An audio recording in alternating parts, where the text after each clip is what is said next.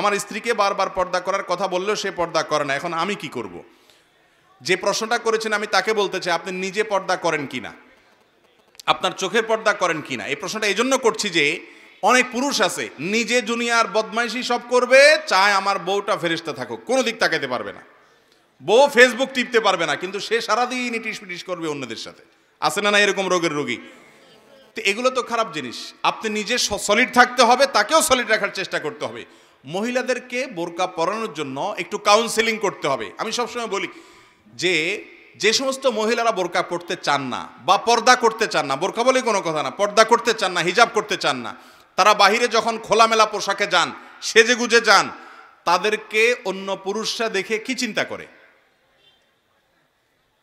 পরপুরুষ গায়ের মাহরামরা একজন সুন্দরী নারী বা একজন যুবতী নারী সাজগোজ করে যদি বাহিরে আসে, খোলামেলা পোশাক আশাকে চলাফেরা করে, যত পুরুষ তাকে দেখে কি চিন্তা করে? আপনারা জানেন না কি চিন্তা করে? আপনি নিজে কি চিন্তা করেন? সবাই সে চিন্তা করে। কথা ঠিক বলছি না? আল্লাহ তাআলা এটা সৃষ্টিগতভাবে এভাবে করেছেন। আপনি যদি বলেন না না হুজুর আস্তাগফিরুল্লাহ, তওবা তওবা, আমার মনে কোনো বাজে চিন্তা আসে না, তাহলে হয় আপনি অসুস্থ আর না হলে মিথ্যুক।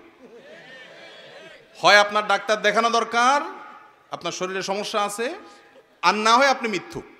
3 নম্বরটা হওয়ার কোনো সম্ভাবনা নাই।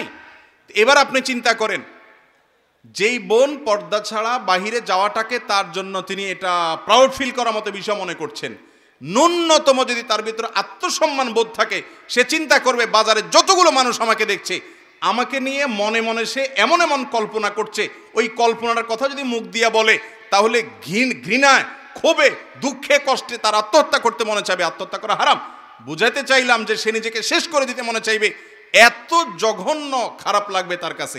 অথচ সেই মানুষটাই যখন দেখে বলে আপা অনেক সুন্দর লাগছে, ভাবি অনেক সুন্দর লাগছে, ওই মহিলা মিটমিট করে হেসে ওইটাকে অ্যাপ্রিসিয়েট নিচ্ছে, সেটাকে গ্রহণ করছে। সে জানে না যে ওই সুন্দর লাগা কথার যে বলছে, তার মনে বাজে কল্পনা আসবে।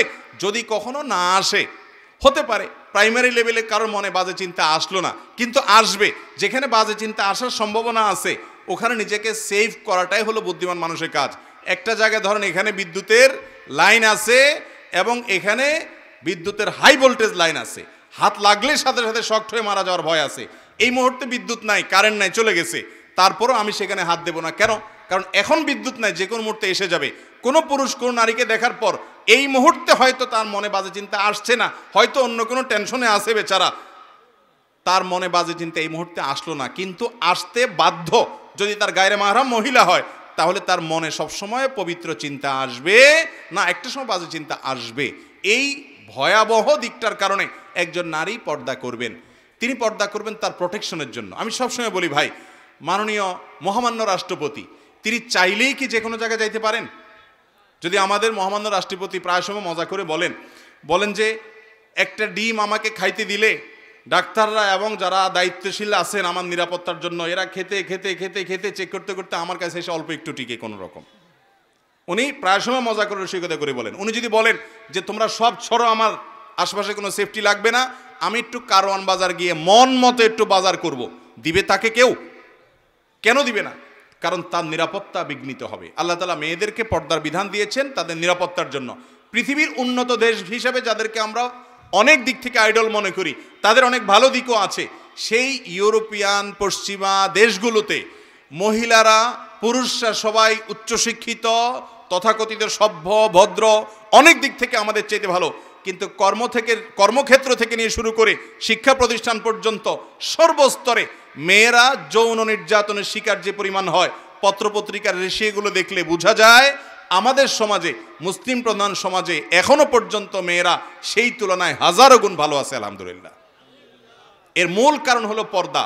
অতএব পর্দা এটা মেয়ের নিরাপত্তার জন্য। স্ত্রীকে যদি কাউন্সিলিং করানো যায়, ইনশাআল্লাহ তিনি আমলে আনবেন। যদি তিনি না করেন, স্বামী তার সমস্ত দায়িত্ব পালন করেন, আল্লাহর কাছে স্বামীর দায়িত্ব মুক্ত হবেন ইনশাআল্লাহ।